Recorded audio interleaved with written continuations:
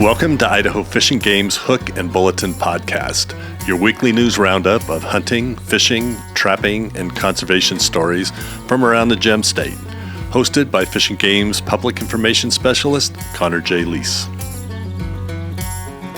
Welcome back, everyone, to Idaho Fish and Game's Hook and Bulletin podcast. It's been kind of a slow week for hunting, fishing, trapping, and conservation stories here in Idaho. This week on the Hook and Bulletin, we'll be talking about setting migratory game bird seasons, your chance to take part in a new mule deer advisory committee, and talking shop up in Kellogg. But first, we're going fishing for burbot. If you were one of the many anglers who participated in the 2024 Kootenai River Angler Science Program, on behalf of Fish and Game's Panhandle staff, thank you so much for investing time and energy into helping our department do what it needs to do. The information collected by all of you is helping Fish and Game manage the burbot fishery in the Kootenai River. If you're wondering what the heck I mean by burbot, you're probably not alone, especially if you live down in the southern part of the Gem State. Burbot, also known as bubbot, cusk, freshwater cod, ling cod, and eel pout, are the only freshwater cod species in North America, and they have a special place in Idaho's heart. These long-bodied, cold-water fish are not your run-of-the-mill sport fish. Burbot have flat heads and long bodies that sprout long pectoral fins just behind their gills. Their back half is eel-like, with stumpy little rounded fins. Burbot have brownish-yellow mottled skin, earning them the nickname Kootenai leopards among anglers. Burbot fishing in the Kootenai River reopened in 2019. Since then, Fish and Game has been diligently monitoring the fishery and instituted its Angler Science Program. Anglers provide important information on the amount of fishing effort and harvest of burbot, so we need your help to learn more about this fishery as it develops. By now, the peak of burbot fishing has come and gone, I'm sorry to say. But if you fished for these buggers earlier this winter, make sure to turn in your completed creel packet by May 1st for a chance to win some killer prizes. You can turn your packet in at the Fish and Game Panhandle Regional Office, Far North in Bonners Ferry, or North 40 Outfitters in Pend Oreille. Remember, you didn't have to catch a single burbot to be eligible for the raffle, but you did need to check a few boxes, namely participating in the fishery, filling out a logbook and a contact card, and turning in your packet by the due date. Now, obviously, we hope folks catch a burbot every time they head out, but it's just as important to hear about the trips for which no burbot were caught. If you'd like more information about the Angler Science Program and the raffle prizes that will be given away, check out TJ Ross's story on our website. Link in the description. All right, moving on to migratory game birds.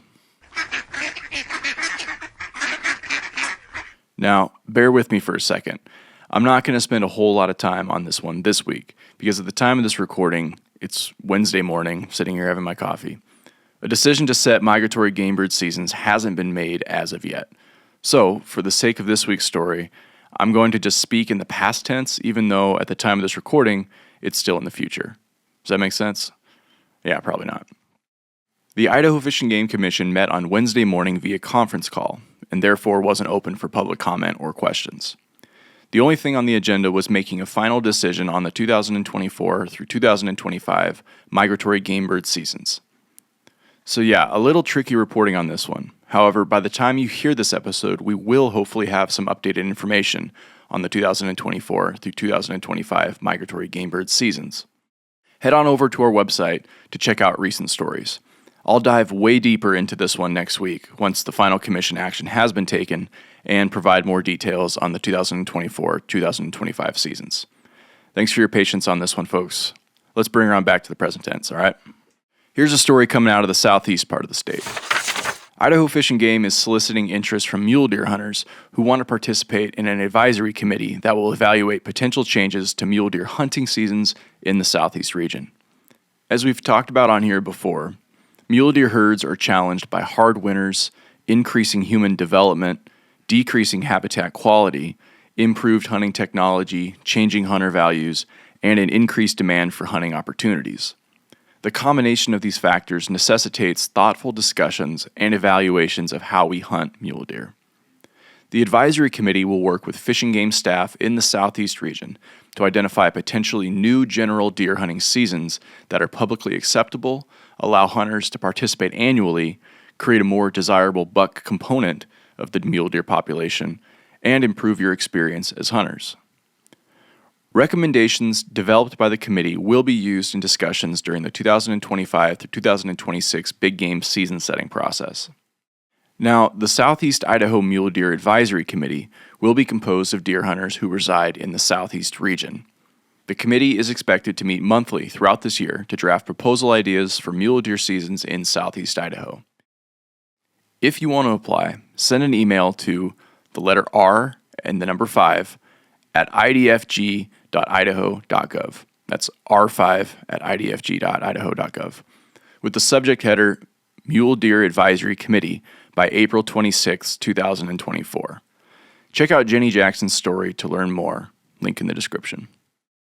If you are interested in being a part of the Southeast Region Mule Deer Advisory, thank you. Fish and Game is looking forward to working collaboratively with Idaho's hunters to explore new ways to manage mule deer populations in the southeast part of the state. With that, it's time for the Rapid Fire Bulletin. The East Access Road and parking lot at Winchester Lake Dam will be closed to vehicle and foot traffic from Monday, April 15th to April 25th for maintenance reasons. The plan is to rebuild the East Access Road and parking lot with a new compacted gravel surface. Immediately after, surveys will occur in and around the dam to help us better understand where water is leaking. We apologize for this short-term inconvenience, and thank you for your patience. Up in the Panhandle region, the final Talk Shop with Idaho Fish and Game will take place on April 25th in Kellogg. The gathering will be held from 6 to 8 p.m. at the Kellogg School District Administrative Annex, locally known as the Old Kellogg Middle School. Anyone from the public is encouraged to attend, and the best part, free food and soft drinks will be provided. Folks who attend can expect to hear a quick 10-minute presentation about a topic of interest, followed by plenty of time to mingle with staff and have conversations about questions, concerns, or ideas you may have. The whole point of Talk Shop gatherings is for Fish and Game staff to listen and get to know the hunters, anglers, trappers, and wildlife enthusiasts they serve, which is all of you. Be sure to contact the Panhandle Regional Office at 208-769-1414 if you have any questions or would like to learn more about Talk Shop. In other Panhandle news, if you missed this year's Lake Pend Oreille State of the Lake meeting, you're in luck. The presentations and videos given are now available to watch on our YouTube channel. Check out our Lake Pend Oreille Fisheries webpage or hit the link below to watch a recap of this year's presentation. And back in Boise, the Idaho Native Plant Society will be holding their annual native plant sale in conjunction with Idaho Fish and Game's MK Nature Center on Saturday, April 27th from 10 a.m. to 1 p.m. If you're a plant nerd, you'll love this event. Choose from a wide selection of plants adapted to the Treasure Valley's soils and climate. Come chat with experts about which native plants might work best in your yard to attract pollinators and other local wildlife. Your purchases support INPS and MK Nature Center, and even better, benefit our native birds, pollinators, and wildlife. Okay, that's it for this week's stories. It's time for our question of the week.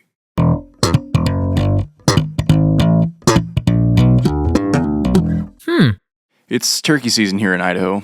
Here's a question I got asked the other day. Are wild turkeys native to Idaho? It might appear that way, with them running all around the Panhandle with backpacks on, but the truth is wild turkeys are not native to Idaho. If you go all the way back to January of 1961, 3 subspecies were introduced successfully into the Salmon River watershed in Hunting Unit 18, up near Whitebird.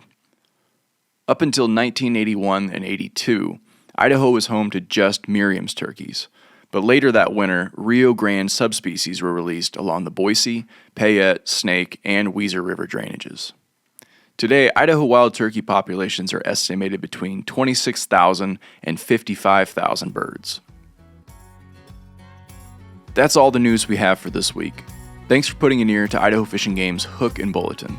Believe it or not, we're already on episode 4, and so far the response from you folks has been super encouraging and much appreciated.